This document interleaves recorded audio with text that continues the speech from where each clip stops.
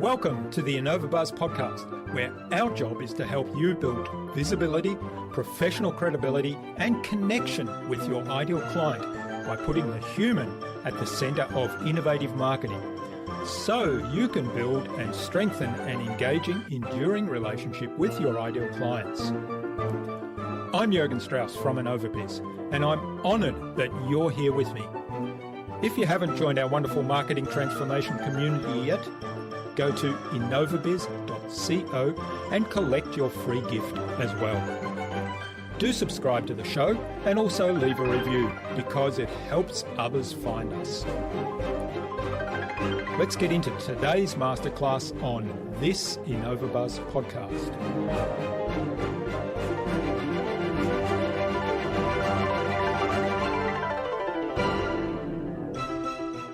Everyone needs to rethink what their innovation process looks like. It needs to be more of a methodology than a process, number one. And to me, the difference between a process and a methodology is a methodology has a process plus an approach that's very much centered on learning.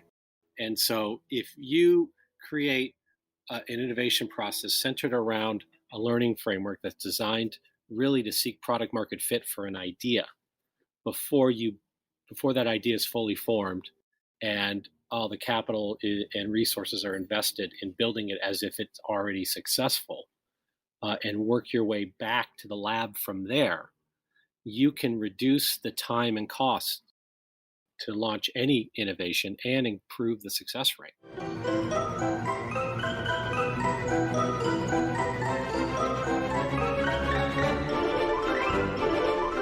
Welcome back. I hope you've had an awesome week so far. If you haven't yet listened to my recent conversations with Dr. Bruno Signaco of Human Oriented Enterprise and Dave McEwen, author of The Self-Evolved Leader, then do check them out after you've listened to today's conversation. I'm really excited to have on the InnovaBuzz podcast as my guest today, Shawn Sheppard. He's the founding partner of GrowthX. In addition to helping dozens of startups find product market fit and predicted revenue models, Shawn helps global multinationals to identify new applications for their existing technology portfolio, bring new products to market with profitable business models, and organise and train self-managing early product stage sales and marketing teams. Shawn was named as one of the top sales influencers you should be following on social media. He's an active mentor, advisor, and guest lecturer at global startup accelerators, innovation conferences, and colleges and universities. He's now committed to working with countries, companies, entrepreneurs, and those who want to work with them on building startup ecosystems and developing the next generation of leaders for the innovation economy. In our discussion today, Shawn talked to me about the biggest problem innovative products have, and that's product to market fit. He explained how to embed a learning framework in your organisation, and he outlined the skills necessary to thrive in the knowledge economy. Without further ado then, let's fly into the hive and get the buzz from Shawn Sheppard.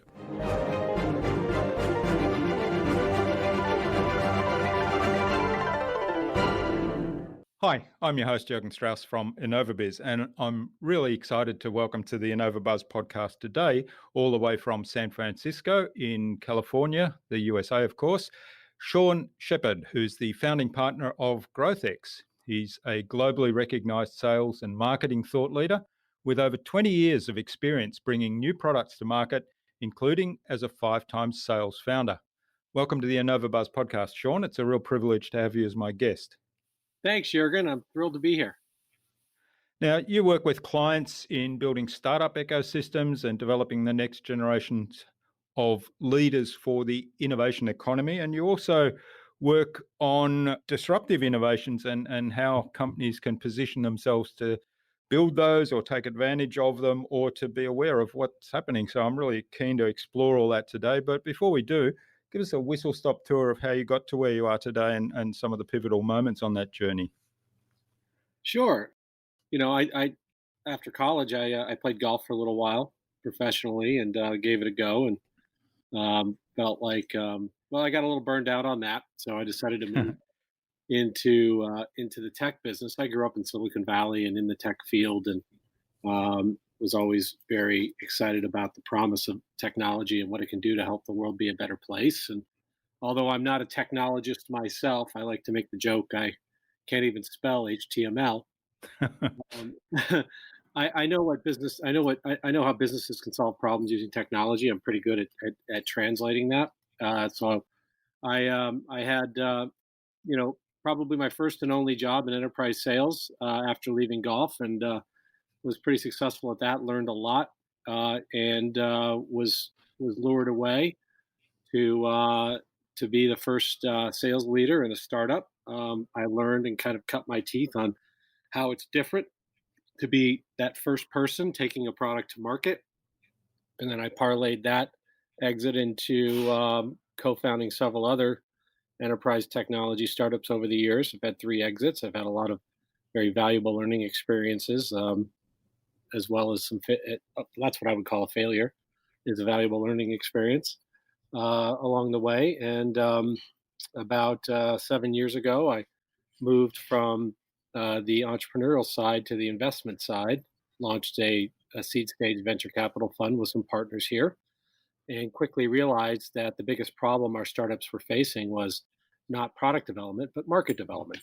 And then I learned through the course of my own research, along with my intuition, the research confirmed that most startups fail and most new product launches fail, not because of products and technology, but because of markets and people. And so I set out to try and solve that problem for our own investments by building a market acceleration program, a framework for helping companies find product market fit. It was very successful in our own portfolio, and word got out, and we started to license it to other funds, accelerators, incubators, universities, governments, and even corporations that said, "Look, we have the same challenge, commercializing new innovations," and that slowly evolved into helping a whole host of different kinds of organizations with the concept of finding product market fit. And It's really designed to do 3 things: find the truth about where a product fits in the market, if it does at all, and what to do about it; create a functional learning organization out of the team of people who are responsible for doing that, because it's very much a stage relevant skill set that's required to be efficient and successful at finding product market fit. And then ultimately, the third thing is to find a profitable business model through the course of that. And if you can do those 3 things, you can build sustainable, lasting products in the market. And for corporations, it's all about protecting and growing revenue and market share by responding to the current needs of the market, especially in the age of COVID. For startups, it's all about staying on the field long enough to learn and build something sustainable that gives you a reason to go out and raise more money or acquire more resources so that you can scale. For governments and accelerators and investors, it's all about aligning incentives and creating a model where you can invest in companies, help them grow, and develop the talent that is required to support that system. And so these days, I spend most of my time running around the world talking about these things, or at least I did before COVID, and, and supporting our businesses and helping those various constituencies. Mm. Yeah, that's a pretty powerful why. So you invested in companies and saw a gap where they were not being successful and addressed that gap. Yeah, I see, and it's a pretty common trait you see among successful entrepreneurs. They typically go about solving their own problem in a novel way, and then find out that other people have that same problem, and then are able to share that with the world. I always say that in today's age of applied innovation, where it's never been easier or cheaper to get products launched, it's also never been more difficult to get traction for those products in the market. So you need an approach that is very much focused on finding product market fit before you invest too much inside your building, building to your own vision, as opposed to the problems that the customers face. Hmm. So one of the things I know you're very focused on, and you mentioned this here, that there's the product market fit, but there's also the people part of that, and I know you're very strong on the relationship side. So in terms of getting started and getting that early traction in a really noisy marketplace, how does the people part fit into that, and what are your recommendations to kind of get started with the relationship side of things? Yeah, well, I think there's two kinds of I think there's two ways to answer that question. There's the talent required to take a product to market, and then there is the people that you have to build relationships with in the market to get the two things you need the most from them at this stage, which are their time and their truth. I always say it's not about selling products to customers when you're going to market. It's about recruiting partners, partners that share your vision, understand your current reality, and are willing to invest their time and truth in the journey to get from your current reality to that vision. And that's not just people who meet a certain criteria of industry or sector or department or role or title, or might have a problem that you think you can solve for. But they also have to have that mindset, that innovative or early adopter mindset that Jeffrey Moore talks about in his book, Crossing the Chasm, which is something that's been very much a part of what's guided my philosophy and approach over the last decade or so. Is it's one thing to identify a customer profile with a particular problem that you can solve, but it's another thing to find the people, the individuals inside of that company that are willing to take the risk early on working with you. And so that's sort of what you need to find within the market that you're going after. In terms of the people on your side that you need to trust with the process of driving that for you, I call that a stage relevant skill set. They need to have, it's more their characteristics and traits and what's sort of innate in their DNA that's important than their background or experience or existing relationships in a market. I mean, those things are important, but they'll only get you so far. You need people that can embrace ambiguity, that can communicate well across functional areas of a customer as well as inside your organization. They need to understand what the customer wants and then translate that back to product people who aren't always great at talking to humans uh, or very Mhm. good per se at leading the learning process and taking an organization or a product through that learning curve. They have to love technology, but they don't necessarily need to be a technologist. And I think most importantly, they have to have a learn it all mindset instead of a know it all mindset Mm. to drive that learning and recognize how to accelerate it and focus on a very small cohort of opportunities that meet that profile that I laid out uh, to get where they want to go so that they can get to referenceability as quickly as possible and then cross that chasm that Jeffrey Moore talks about from early adopters into the mainstream marketplace, which represents the majority of the market.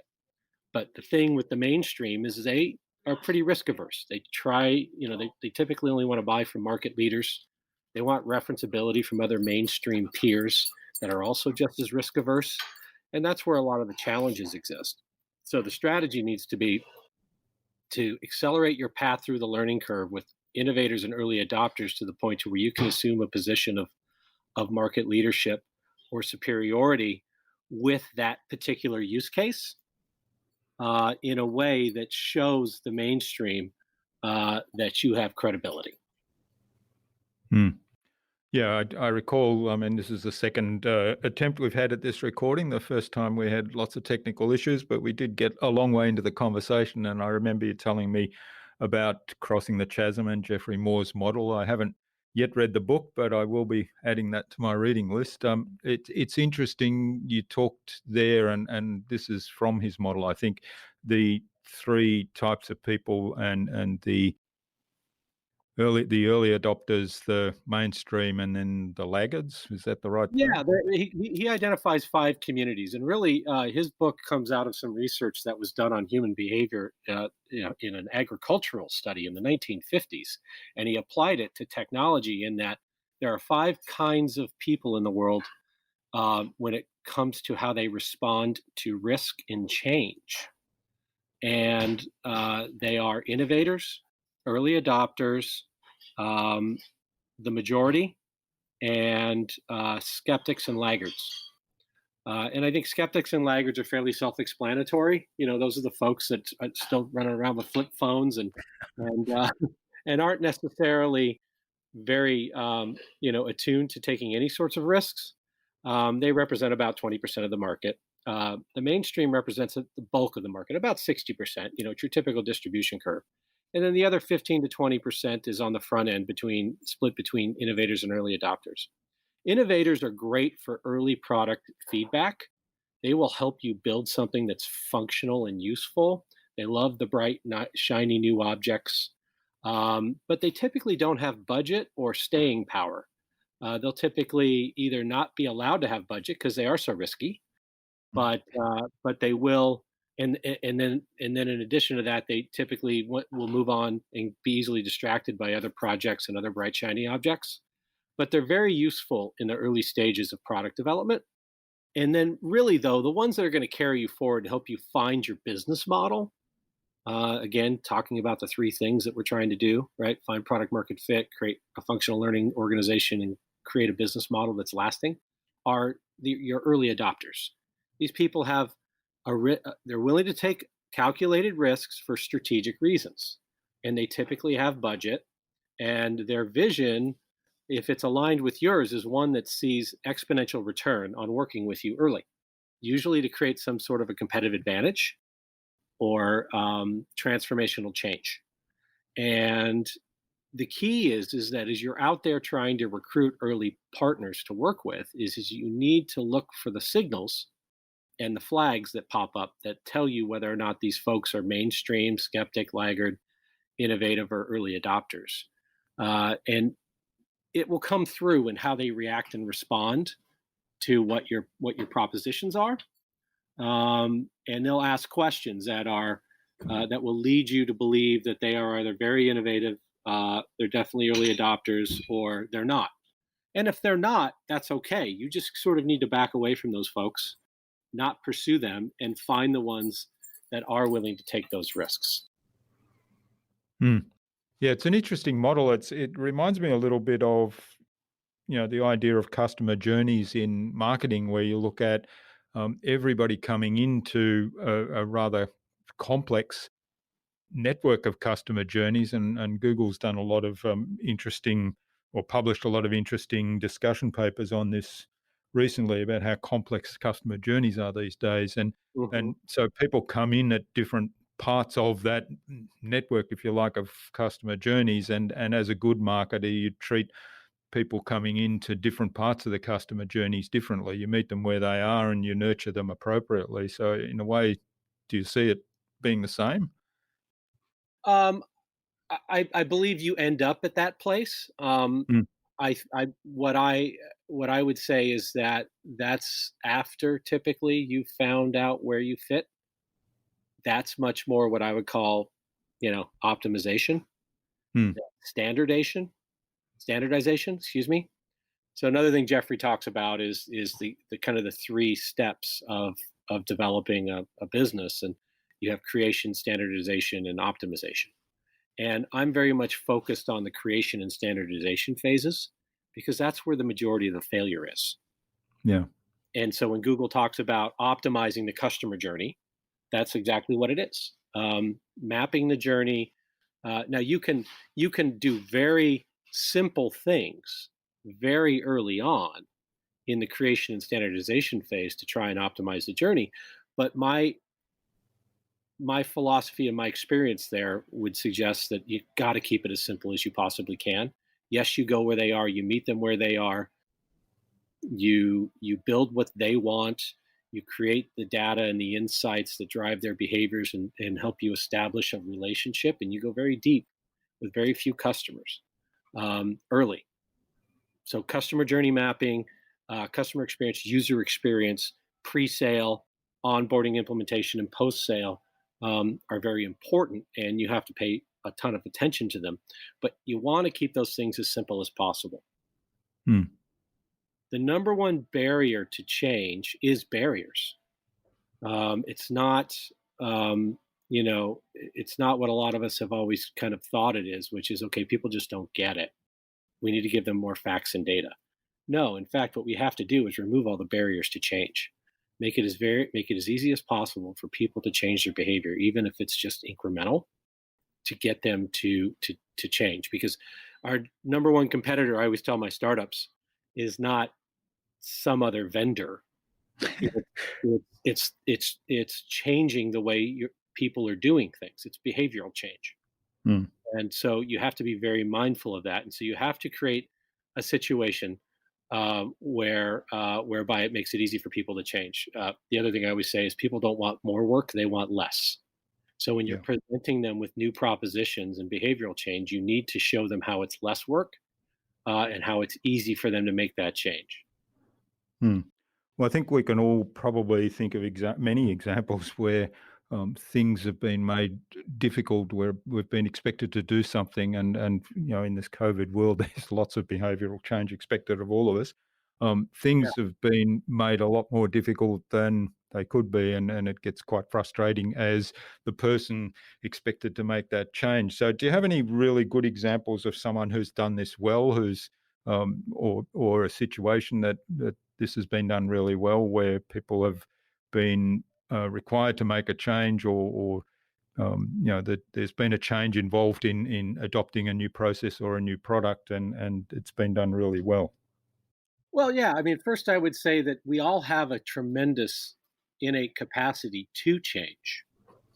And COVID is demonstrating that right now. I mean, look how quickly major manufacturers are flipping from making alcohol to sanitizers, or from manufacturing,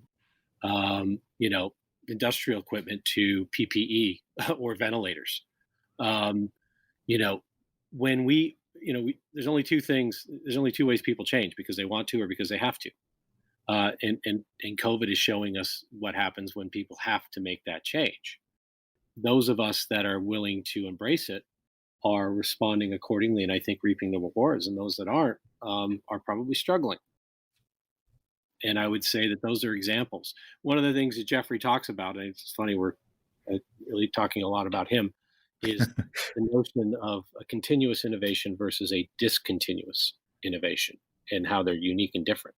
So, for example, the newest iPhone is a continuous innovation, but the original iPhone was a discontinuous one because of the amount of change that we were asking people to make. And there's a whole host of different factors that go into when and why and how those things are successful.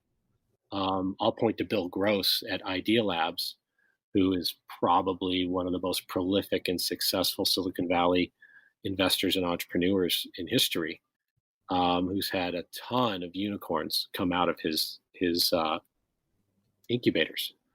And he did an analysis, and you could Google this and watch his talk, but he did an analysis on the number one factor for his success, and it was timing, not anything else, just bringing something to market at the right time, when the market was ready for that kind of change. Now, you can't predict that, certainly. There are many factors in emerging trends, whether they're macro or micro, that you can look at to try and determine what those things are. But ultimately, people are either going to do it, on their own, or they're going to do it because they're forced into it. But I believe I'm certain the capacity for change is there for everyone. But now the standard user experience is set by the Amazons and the Apples of the world. I like to say Amazon, right? The most valuable company in the world. They don't make anything except all of us happy and satisfied, right? We know the old axiom of one of the largest car companies is Uber, and they own almost no vehicles. That's right. Hotelier is Airbnb. They don't own a single room.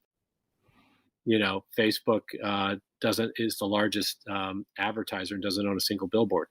So, it's a different world now, and those expectations are changing quickly, and we need to respond. 50 years ago, the average turnover on the S&P 500 was about 75 years. Today, it's about 10 years. Jeff Mm. Bezos even came out recently and at a shareholder call and said, I'm worried I'm worried we might not even be in business in 2030, 2035. Yeah. Because think about it. This is what I mean about the age of applied innovation and applied technology. Most things are not defensible.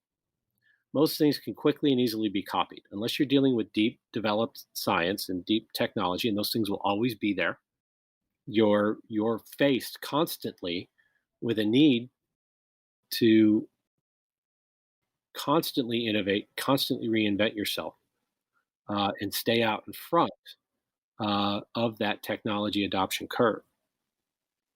Yeah.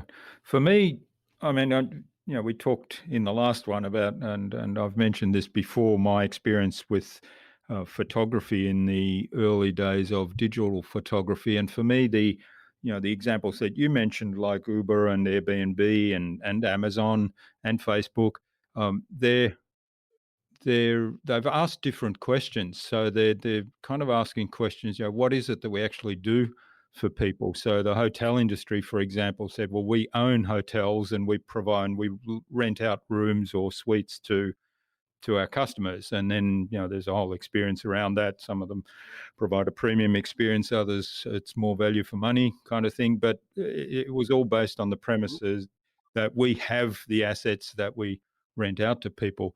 But what they're actually really doing when you chunked it up one level was they were just providing accommodation for people. So Airbnb said, well, we can do that without owning assets. And similarly, Uber and then Amazon, like you said, they make us all happy. It's not, you don't think of, okay, they provide books, because they do a lot more than that. In fact, I just recently bought something quite special from Amazon that is a bit of camera gear, and Amazon happened to have the only one available right now. So it's kind of a different mindset, isn't it? Very much. In fact, there's a great story about how Airbnb languished for the first few years. And what really accelerated their growth was the minute, and this kind of ties back to your background about images, the minute they started bringing in professional photographers to take professional images of the Yeah. facilities is the moment they started to get real traction. Hmm. Yeah, that's right. I love that story because it kind of comes back to a little bit the marketing background. Yeah, what is it that they're solving? What's the problem? And part of demonstrating that they were able to solve that was showing the visuals, the photographs of the properties that they had access to. Yeah, and that was accidental. It's not like they said this is going to change the world for us. Hmm. They saw conversions just exponentially grow once they started to do it, and they just kept doing more and more of that. But all they did was say, okay, we're going to take we're going to take a long tail off of Craigslist, which is rooms for rent, and we're going to create a marketplace for that. And it was slow going in the beginning until they started to throw the images up there. The visual, the brain, 60% of the brain power goes to the eyeballs. Hmm. That's where you're going to capture people's attention. Yeah. Yeah, that brings me back, or sort of triggers in my mind again, your second point in terms of the three things that an innovative company should be doing, and that's developing a functional learning organization. So tell us a little bit more about that, because I think that's a really good example of applying that mindset. They tried something else out. They learnt that, hey, this is increased our conversions, and so they went all in with producing really good quality photos.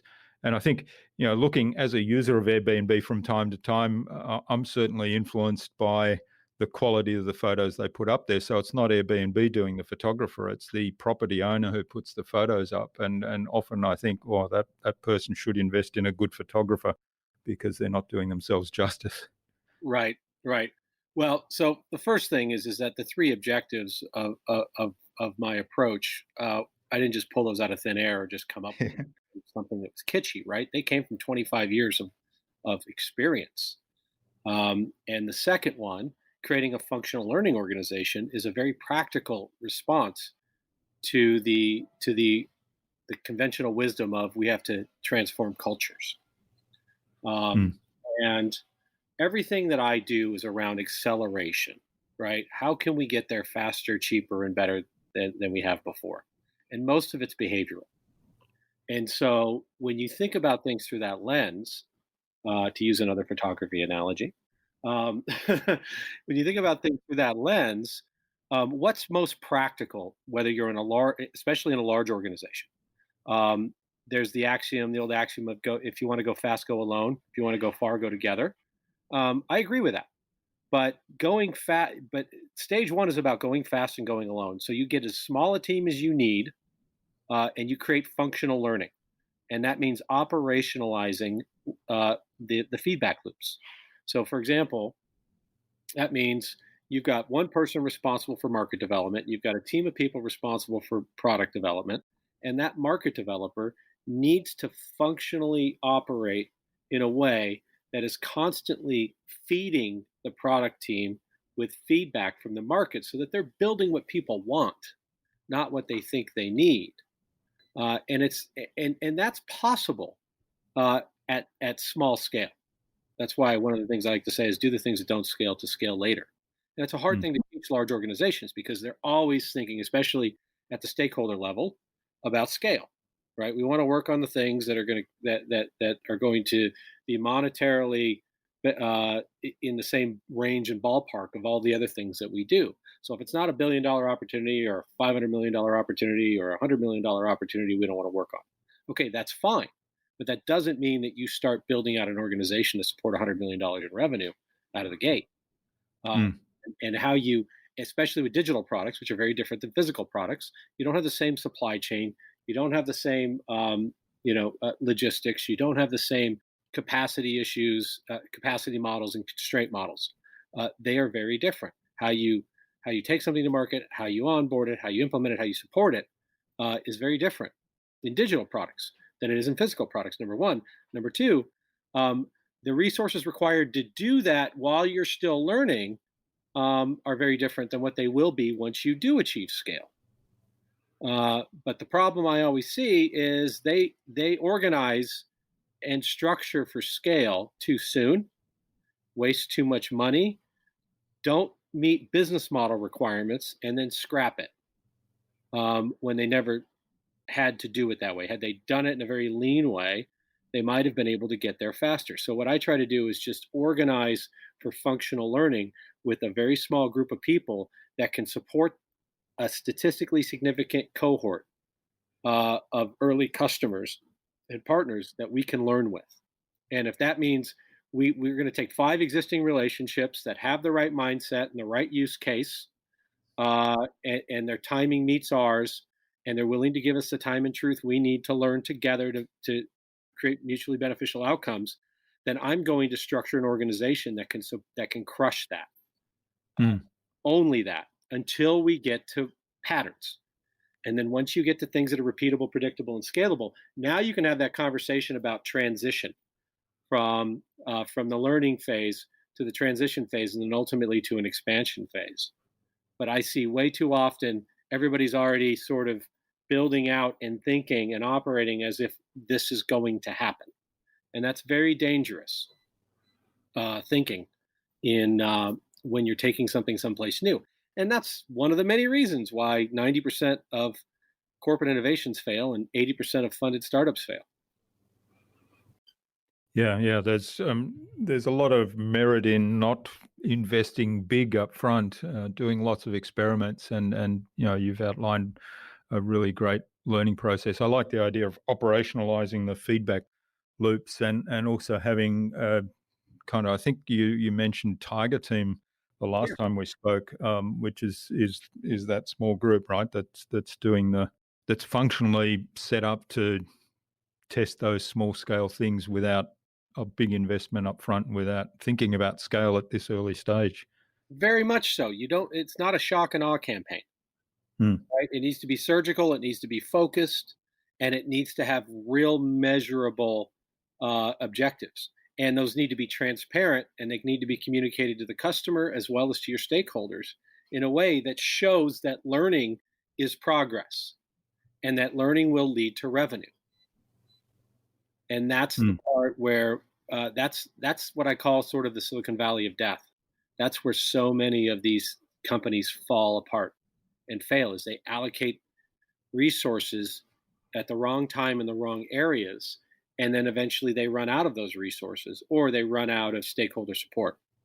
And then they, especially in corporates, right, they stop managing the innovation, and they start managing their careers, and they back into the bushes like Homer Simpson, and they pretend like it never happened, and they go back to their normal core competency and job.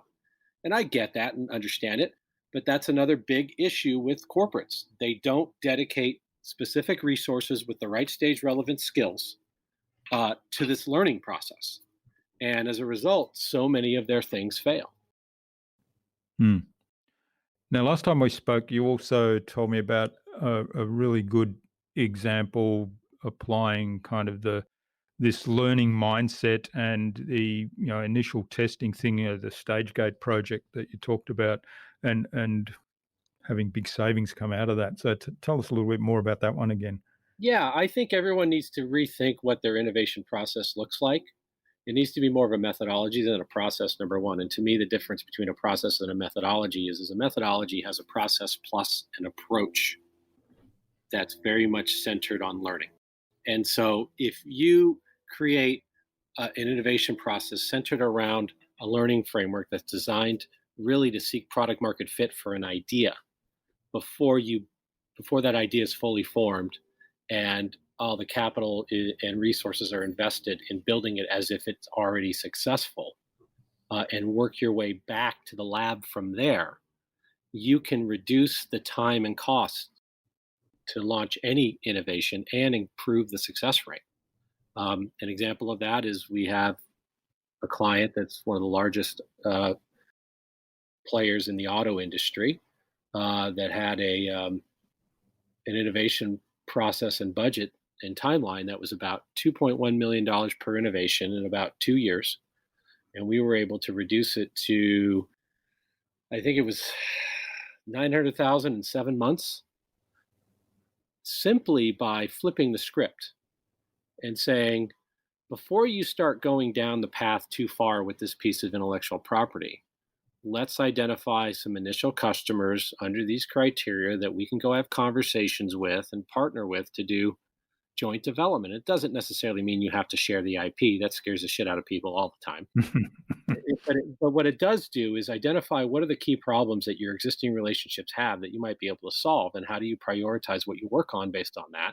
And then how do you do it together in a way that allows you, in an iterative sense, to solve their problem in a meaningful way, knowing full well going into it that if you solve it for them, you can solve it for your other customers, because that's typically the case. Very rarely are we solving a problem for one person that others do not have. That's right. Yeah.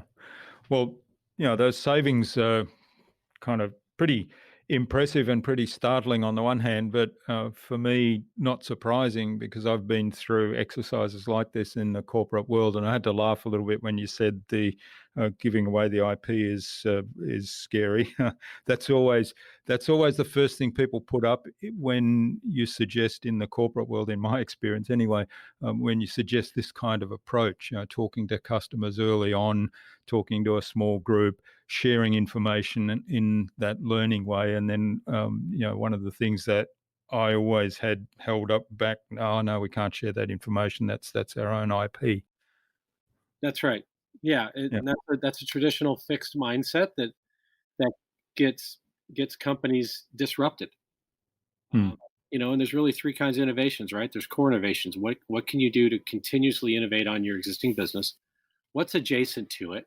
Like, what are the things you touch or exist within your ecosystem where you have the knowledge, skills, and expertise to enter those areas if you so choose, and the relationships to leverage to create those opportunities? And then, of course, there's the disruptive stuff, the things that you just don't see coming. And, my investment thesis for corporate venture is always, you need to invest in the things that would put you out of business. You don't want to be the next yellow cab in the age of Uber.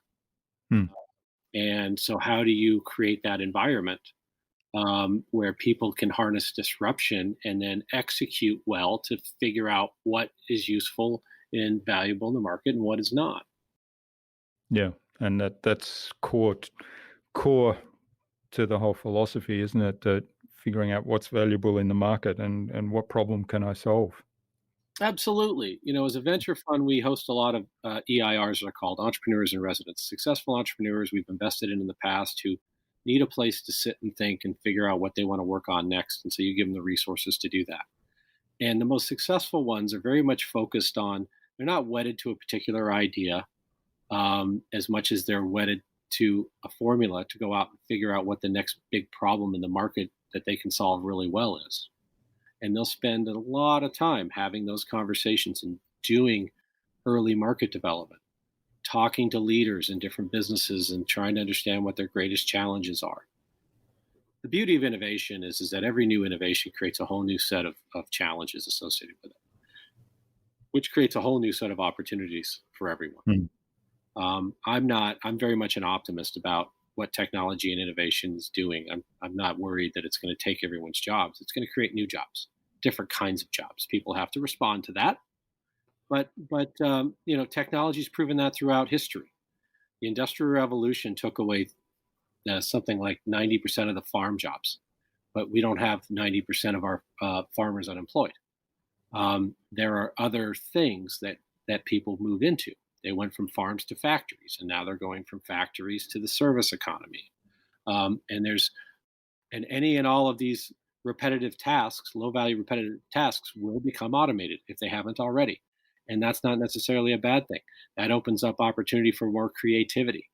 I see a future where everybody's job is a creative job. And they're thinking of new ideas, and they're coming up with new and unique and interesting ways of solving the world's problems instead of doing repetitive tasks because the robots are doing it for us. That's a good future. Yeah.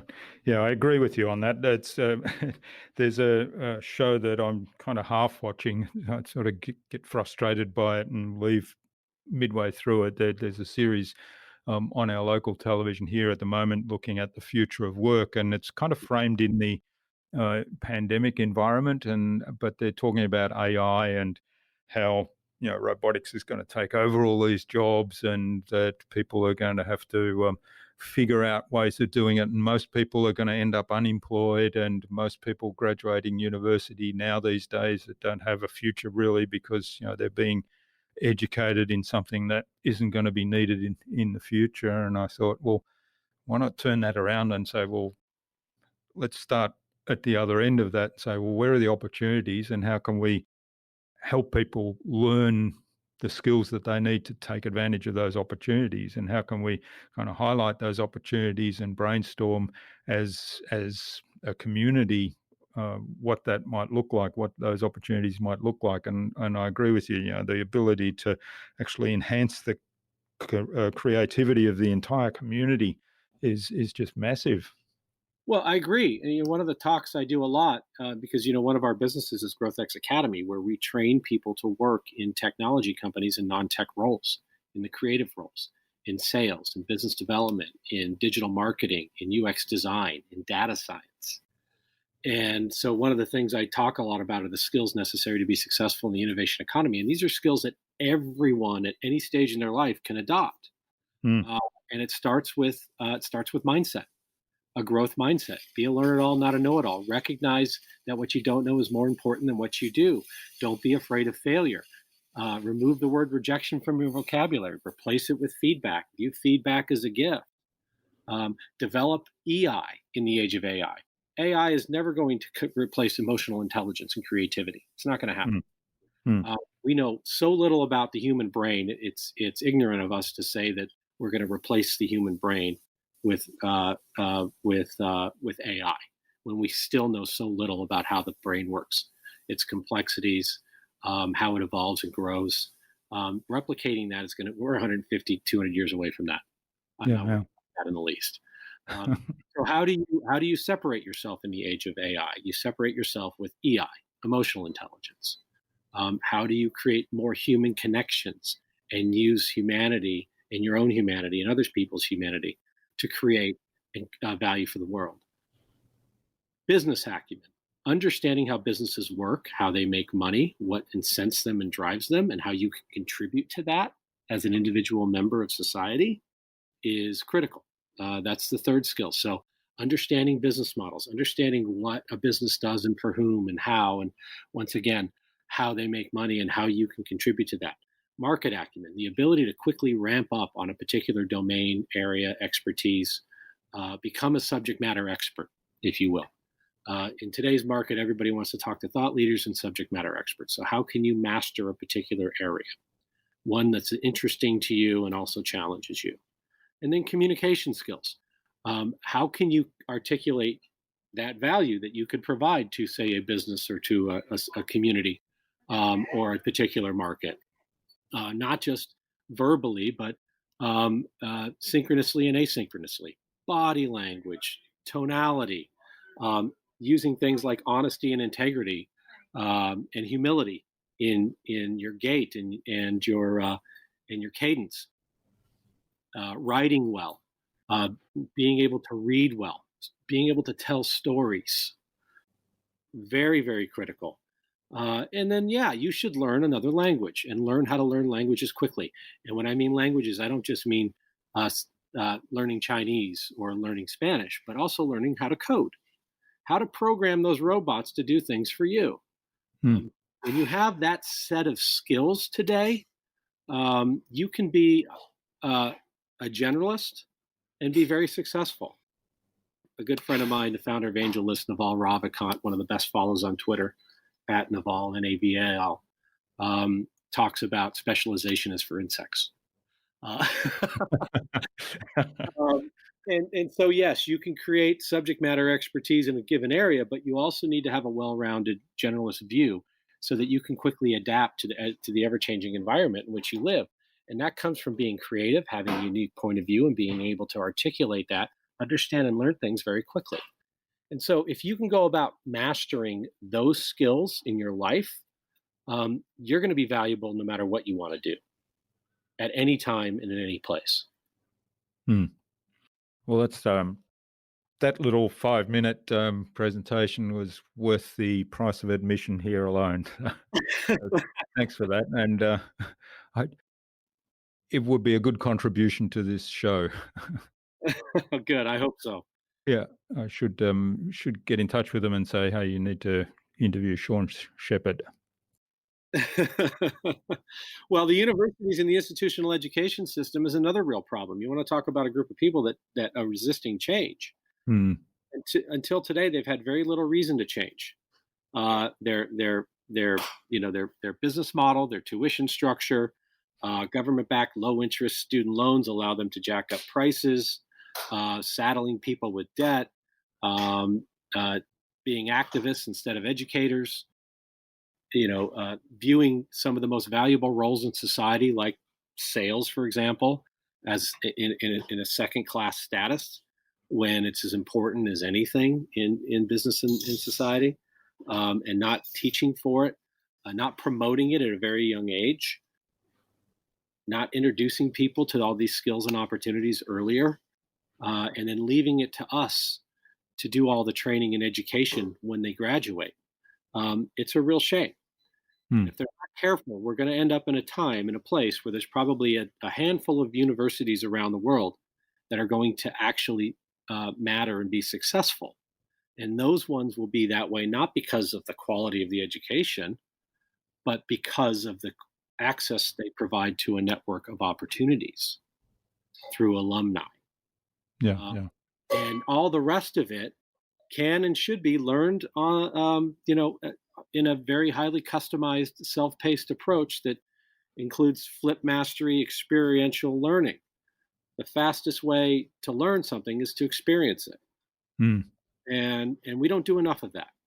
And if those folks aren't careful, I know in the US, university admissions are down. It's not something they talk about. Why would they? But they're down. I'm seeing more and more, and I have one in university now, and one is going to be going to university next year. And they're both wonderful students, and they want to go to four-year universities because they want specific certifications that are science-based. But if they weren't, I would say you don't have to go. I'm not going to force you. Mm. Uh, if you know what you want to do with your life, go do it. Yeah. Why spend 4 years and $250,000 of my money on Mm. an indoctrination camp? Yeah. And then you come out and you still have to learn a skill because those skills aren't being taught. That's right. Well, the other thing I think, I mean, certainly my experience in my day, and this is going back a ways, was that, I came out of university with an education and with some skills that I'd learned, but there are a couple of key things that I wish they'd taught me in those days, and I've kind of developed those skills in the meantime, and that's how to actually learn, and Yeah, project management. Project management is the big one. When I did my first project management course, I thought, why didn't they teach me this at school even? And right. that just made such a difference to me. And then like you mentioned, then there's things like sales or marketing, which is things that I've learnt along the way through experience in my career, um, that that I got onto. And even sales today, I'm probably not that skilled in sales because I don't practice it enough, and also because there's this deep-seated mindset from way back when that says, well, that's not something that has the same status. Now, luckily, both of my kids, they've completed their degrees now, and they actually sought opportunities to extend themselves and learn, and they were sort of versed in a whole lot of different things. And I think they've embraced this whole idea that it's not just the skills that they learned, but it's also learning how to learn and taking on new things, trying out new things. Very much. The Feynman technique is my favorite model for learning how to learn quickly, which says, you absorb a concept and then you try and teach it back, and Mm. then you look at the gaps and you fill in the gaps because until you can teach it, you don't fully understand it. And I love that approach. It's something we use at the academy as a way to accelerate people's learning, along with experiential and what we call the key takeaways, which I adopted from Greg McKeown's book Essentialism. Try and take 3 key takeaways from every experience, every new experience. What are the top 3 things you learned from that experience? Write those down, have a conversation with yourself and others about those 3 things, and you'll absorb more from every new experience that way and be able to actually adopt it than any other technique that I've seen. Great.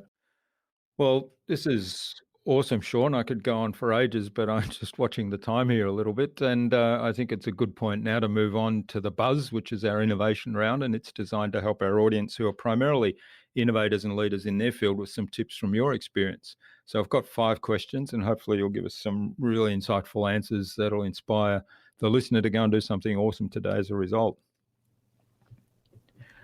So what do you think the number one thing is anyone needs to do to be more innovative?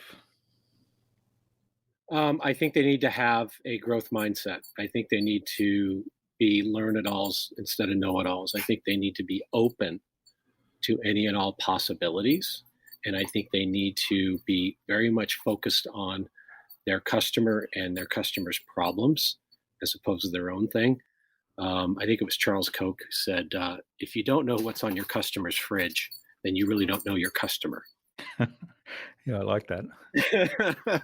Spend more time focused on what's going on outside around you than what's going on inside. To be more innovative. Great. Yeah, I love that. The idea of learn it all, I've come across that a bunch of times now with people I've spoken to on the podcast, and I really like that concept. It's certainly, I mean, we talk about know it all as it's almost a derogatory term, but I think the learn it all is a big compliment if you say that of somebody. So good aspiration to have. Now, what's the best thing you've done to develop new ideas? I collaborate. I don't think anybody, at least my mind and the way I work, I need to collaborate with others. And I need to be, because I have a growth mindset, I always feel safe about sharing the craziest, dumbest things in the world. Or I perceive to be the craziest and dumbest things in the world. But for me, I need collaboration, and I need visual stimulation. So a big whiteboard, a lot of pens and erasers, and a lot of conversation with other people who I know will tell me the truth. Yeah, I love it. And I love the idea of not being afraid to humiliate yourself. I think Alex Osterwalder said in our conversation on the podcast, he said, be prepared to humiliate yourself in answer to one of these questions. I love it. All right. Now, do you have a favorite resource? You mentioned whiteboards. Is that your favorite resource? My favorite resource are other people. Other people, yeah. Whether that's existing relationships or learning from others. So, for example, now, I mean, I've stopped listening to the radio and for the most part watching television, and take my free time and use it to read and listen to podcasts and hear thoughts and ideas from other people. I'm always in search of new ideas and new ways to think, and I'm very much focused on things that create personal development for me, because I believe in the innovation economy, there's no distinction between personal and professional development. If you develop yourself as a person, you'll develop yourself as a professional.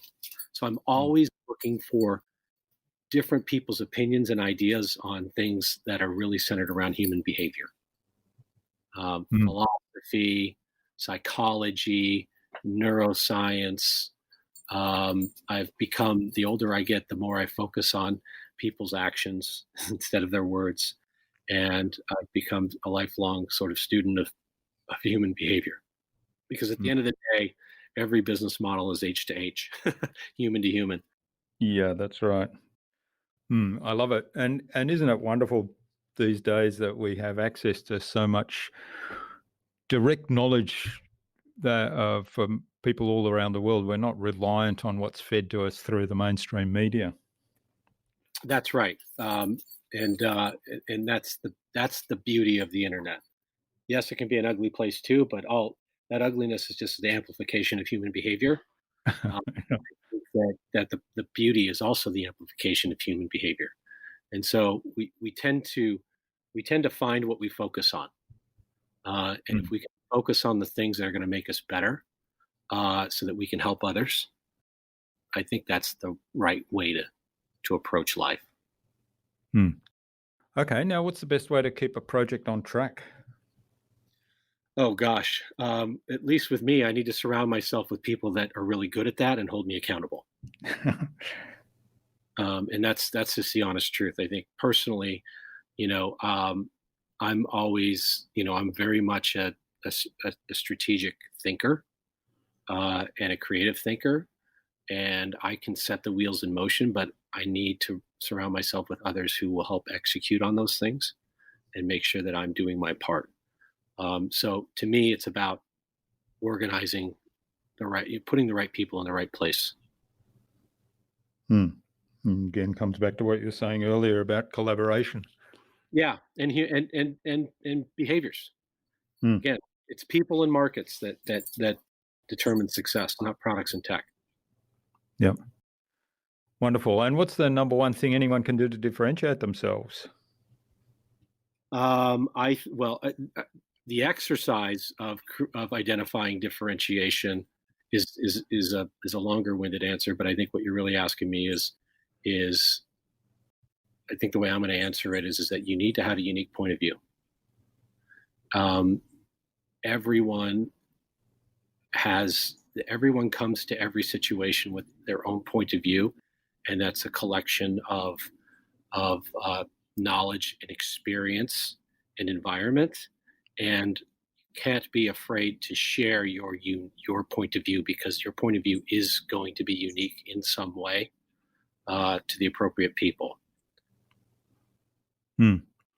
Yeah, I love that. And also having the courage to share that point of view then, and being prepared to be humiliated. Coming back to another point. Yeah, no, that's right. Don't be afraid. Society conditions us to fear, the unknown and the worst possible outcome. And of course, negative self-talk is one of the most dangerous things anybody can do to themselves. And we can easily, in the absence of feedback from the outside world, jump to the most negative conclusions and then prevent ourselves from sharing that point of view. Hmm. Yeah, I heard, well, actually, I was looking at a list of questions for a suggested deeper networking thing. And one of the questions there was something along the lines of the most of the conversations we have during the day are actually conversations we have with ourselves. And so, what conversation are you having with yourself right now? So, I think that's a good one to reflect on in terms of what are you telling yourself right now, and what barriers are you putting up right now to do whatever it is that the idea that you might have. Critical element of growth mindset is mindfulness, right? Yeah. Catch yourself in the moment and stop and ask yourself what you're doing and why. A very good friend of mine and a mentor at the academy is the dean of psychology at the University of California, San Francisco, and he talks about negative self-talk. And he would say to me, and this changed my life when he said this. He said, "Shawn, when you're down on yourself and hard on yourself, and you're talking to yourself negatively, ask yourself, would you ever say those things to another person?" Hmm. And of course, the answer is no. And I'm naturally a perfectionist. I'm very hard on myself, and I hold myself to a standard that's probably unfair. And I have to constantly work at that. And I think we all do to a certain degree. So don't beat yourself up, and don't allow that to happen. I mean, there are scientific, there are biophysical reasons why that happens. There's this condition called leaping, where we leap, a section of our brain will leap to the negative outcome or conclusion because it's a fight or flight response. It's trying to protect us. Yeah. And it doesn't know the difference between what we're virtually thinking about that hasn't happened and what has actually happened. It cannot distinguish. So you create a scenario in your mind. Your brain thinks it's real. Hmm. And so that flight or fight, that lizard brain response will be to go to the worst possible outcome to help protect you from harming yourself. And so you have to recognize that and know the difference between truth and reality, because your brain isn't going to do it. That's right. Yeah. Yes, it's a wonderful thing, isn't it? And it's probably a topic for another whole series of podcasts. Yeah. Hmm. All right. Well, this has been absolutely fabulous, Shawn. Now, where can people find out more about you and about GrowthX, and maybe even get in touch and say thanks for what you've shared with us today? Sure. They can connect with me on LinkedIn, follow me on Twitter at Shawn Sheppard. They can go to growthx.com or gxacademy.com to learn about the other work that we do. But happy to field any conversations that come in from your audience. Great. And we'll have links to those in the show notes as well. Now, what parting advice would you like to leave our listener today? Well, I think there's a whole host of things certainly, but the number one reason innovation fails is lack of proper execution. And I think you need to find a framework or a model that you can operate around. That's going to help you find the truth about where your product fits in the market, create functional learning, and find scalable business models. Great. And certainly we've talked a lot about how that framework might look today, and you can find out more on GrowthX in terms of all the information that you share there. Finally then, who's someone else I need to have on the InnovaBuzz podcast, and why? Oh, goodness. Well, I think if you can get Naval Ravikant, that would be fantastic. The founder of AngelList. I think he's one of the true great thinkers of our time. His tweet storms on Twitter are prolific. And he's very much focused on mind, body, and spirit, and how to think and behave in today's world. Great. Well, we'll see if we can jump into his Twitter feed and start a conversation with him. And I spent a weekend with him in Colorado 2 weekends ago, and I swear in 2 days he gave me a lifetime of things to think about. It was okay. Well, maybe we'll get an introduction from you. I'll do my best. Yeah. All right. Well, thanks so much for sharing your time and your insights with us so generously today on the InnovaBuzz podcast, Shawn. I've really enjoyed this, learned a lot. There's been so much to think about here, so much to dig into more. I wish you all the best for the future, and let's stay in touch. Yes, let's do that, Jürgen. Thank you so much.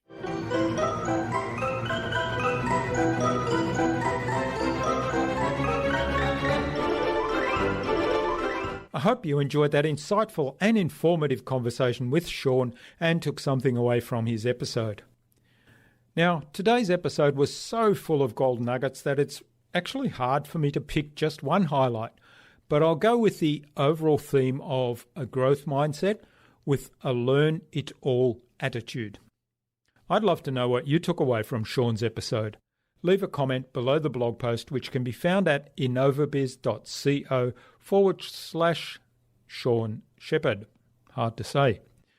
That's SeanSheppard. All lowercase, all one word, innovabuzz.co/Shawn Sheppard. You'll also find more information about Shawn there, as well as links to the GrowthX website, his social media pages, and the other resources we spoke about in our conversation today. Shawn suggested we have a conversation with Naval Ravikant, founder of AngelList, on a future InnovaBuzz podcast episode. So Naval, keep an eye on your inbox for an invitation from us to the InnovaBuzz podcast, courtesy of Shawn Sheppard. Tune in again to the next episodes of the InnovaBuzz podcast, where we've got even more fantastic guests lined up, including Karan Nijavan of Jube and Jamie J of Bottleneck Virtual Assistants. Thanks for listening to this episode. Make sure you subscribe to the show to be reminded of new episodes. It's free to subscribe. Leave a review if you like. Even if you don't like me, I'm okay with that. I'm asking you to leave a review because it helps other people find this show. Go to innovabiz.co to join our marketing transformation community and access a free gift my team and I made for you. It's the Marketing Master Mini Class. We want to give you everything you need to transform your marketing into a human-centered, relationship-focused growth engine. Until next time, I'm Jürgen Strauss from InnovaBizz. Remember, be awesome and keep innovating.